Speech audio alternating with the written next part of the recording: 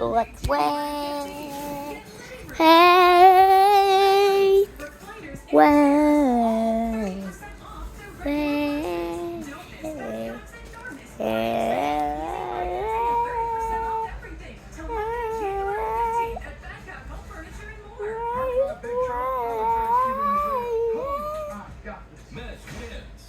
Farm living is the life for me. That's right.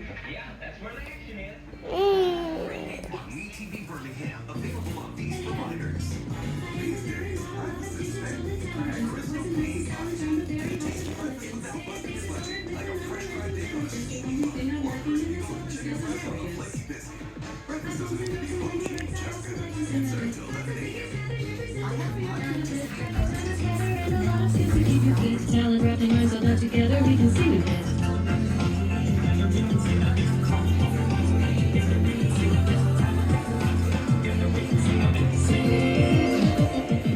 Fantastic curtain switches on affecting everyone's radiance. People like to provide feedback on my own performance. Maybe slightly big-headed to see the my own brilliance, but I'm the very model of a digital intelligence.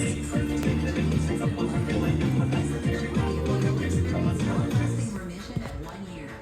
Serious allergic reactions and an increased risk of infections or a lower ability to fight them may occur. Tell your doctor if you have an infection or symptoms, have a vaccine or plan to. Liver problems may occur in Crohn's disease. Now's the time to ask your gastroenterologist how you can take control of your Crohn's styrese.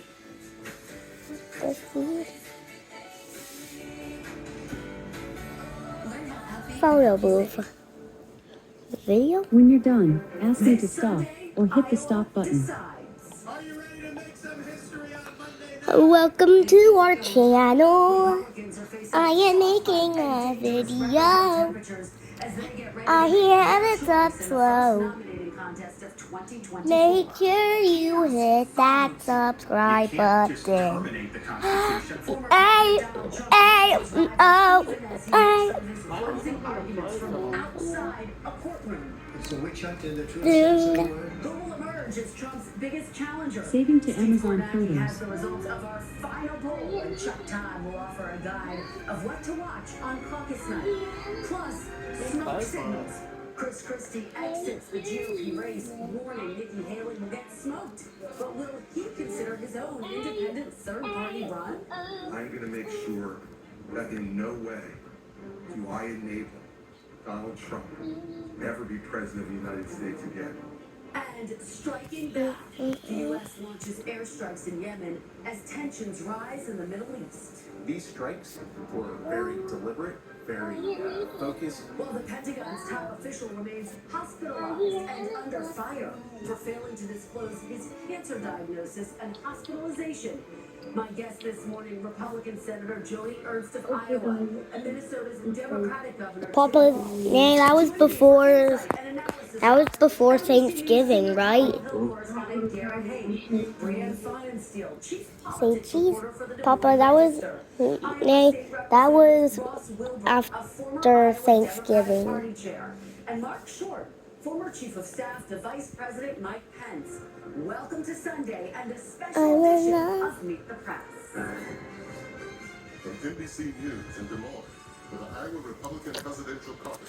This is a special edition of Meet the Press. When you're done, ask me to stop or hit the stop button. Good Sunday morning from a bitterly cold Des Moines, Iowa, where tomorrow I night Republican voters didn't know when I'm not until I learned. I think you said I learned. Then I get done. Till I see you sing the way, not only the way I should. Des Moines Register Iowa poll, and I'm joined by national political correspondent Steve Kornacki to break it all down. Steve, here we go. Yeah, Kristen, and let's get right to it. The NBC News poll with the Des Moines Register, they have been doing this. They have one of the best Even from the end, the rise. Trump at 48%. Nikki Haley Saving now to in Amazon second place photos. here at 20% passing. Ron DeSantis, who's at 16. Vivek Ramaswamy at 8%. In terms of any change from our previous poll, which was done last month, you do see Trump down a tick. As we said, Haley moving there into second place. Ramaswamy up a couple points, but put this Trump lead in some perspective here. First of all, the 48% that he's registering here, that is the highest share for a Republican candidate in a final Des Moines Church registered closed. poll ever. That surpasses the Let's record zoom of in. 43% from George W. Bush on the eve of the 2000 caucuses. Bush won those caucuses. Also the margin, Trump 48, Haley 20. It's a 28-point margin. That is also the biggest margin in a final registered poll. Also breaking the record of George W. Bush of 23 points when he won the caucuses in 2000. So that Trump lead, we haven't seen that before, but we've been seeing a lot in the polling this year. What about this question of whether you mentioned it, everybody's talking about it. Is it going to affect turnout? Could it help someone? Could it hurt someone? We don't know, but maybe this is a measure. Maybe this is a clue. We asked voters, are you extremely enthusiastic about your candidate? And again, you can see basically half of Trump supporters say extremely enthusiastic. About a quarter of DeSantis' supporters. Here's the worrying note for Nikki Haley. Fewer than 10% of her supporters put themselves in that category. So while she's passed DeSantis for second, are those voters who say they're going to support her right now going to turn out? That question is raised by this number. There's also just a question we've been seeing this all along. Oh, why? Made up. You see a majority small candidates now. You're Trump than the other two. That has been a story again we've been seeing throughout this process. the morning, and until the morning. You see it? It's evangelicals. Back in 2016, they made up about two-thirds, about 2 out of every 3 votes cast in the Iowa Republican caucus. Trump in 2016 lost evangelicals. He lost them by double digits, and he lost the state. What a turnaround in 8 years. He now has an outright majority. He's nearly 30 points ahead of Ron DeSantis, who has gone hard after evangelicals with this group of voters. The rule in Iowa of late has been if you win the evangelical vote, you win the Republican caucuses. Trump is absolutely cleaning up in our poll with evangelicals. What has gotten Haley into second place? It's this group. It's independents. They're probably going to make up about 20% of the electorate. Haley not winning this group, but look how close she is to Trump. Haley 33, Trump 37 among independent voters. Now, here is where it gets tricky for Haley, though. She's appealing to independents. And in this poll, we find that fully half of her support in this Iowa poll comes from either self-described independents or self-described Democrats. And it really starts to show when you ask a question like this. We asked supporters of Nikki Haley and we asked supporters of Ron DeSantis, what's your opinion of Donald Trump? And look at this, more than 3 out of 4 Haley voters have a negative view of Donald Trump. She really is consolidating the anti-Trump vote that is out there. And you wonder, is that starting to affect this? This is the basic popularity of each candidate. Trump extremely popular. DeSantis still very popular. Haley, 48-46, favorable, unfavorable. She's become polarizing. A month ago, her favorable rating, nearly 60. Her unfavorable was 31.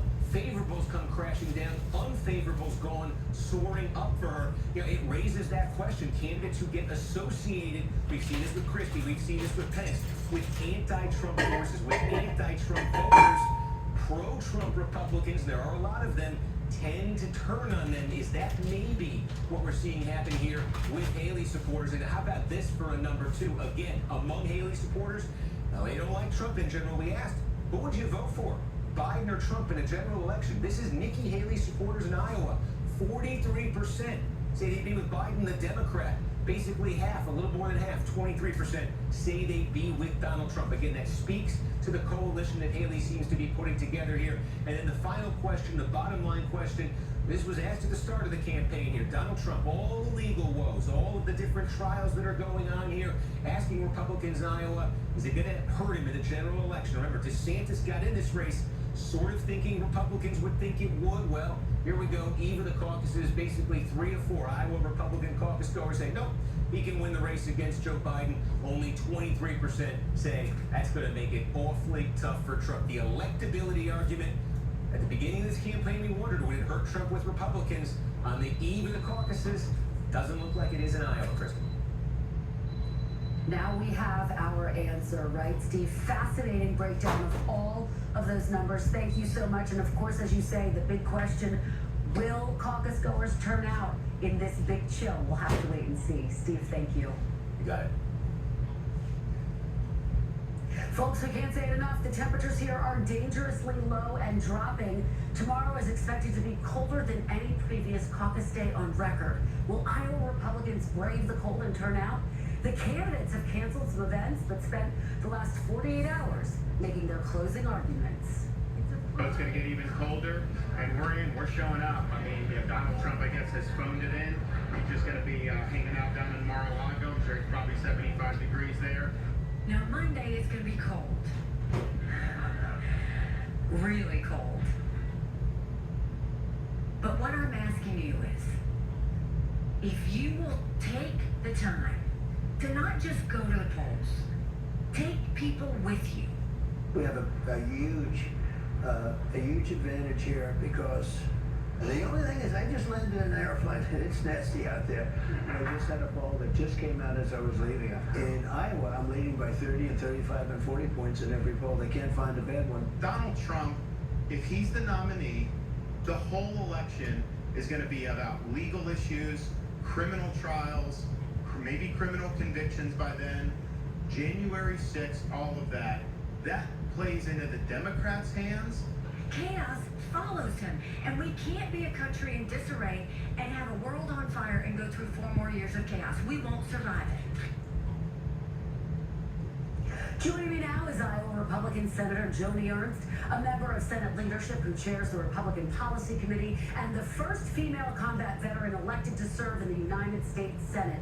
Senator Ernst, welcome back to Meet the Press. Oh, good morning, Kristen. It's great to be with you.